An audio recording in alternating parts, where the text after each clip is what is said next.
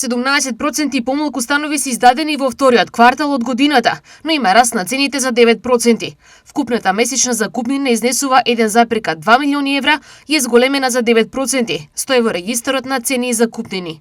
Најголем број од закупите од овој квартал, 935, припаѓаат на деловни простори со 44, пошто следуваат становите со 29, куќите со 11% и земјоделското земјиште и шуми со 10%.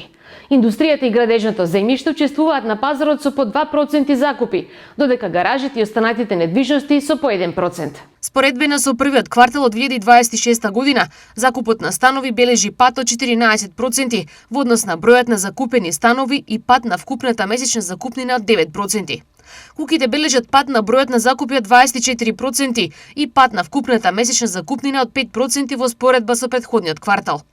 Просечната месечна закупнина по метар квадратен стамбен простор во општина Центар изнесува 408 денари, во Аеродром 375, Карпош 354, Киселавода 326 и Штип 266 денари. Но ова е само статистика, бидејќи бројот на изнајмени станови во Штип е во пораст. Во моментов се издадени над 1000 станови, но во управата за јавни приходи се прејавени едва 356. Просечната висина на пријавената станарина е помеѓу 50 и 100 евра, што е далеку од реалноста, бидејќи пристојно уреден стан од 50 до 60 метри квадратни во Штип се издава за цена помеѓу 300 и 400 евра.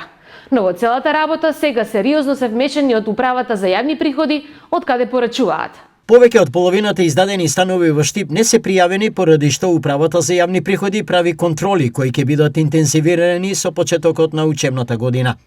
Ке се проверува и висината на станарината, поради што ги повикуваме собствениците на законско однесување и пријава на станарите. Порачуваат од управата за јавни приходи.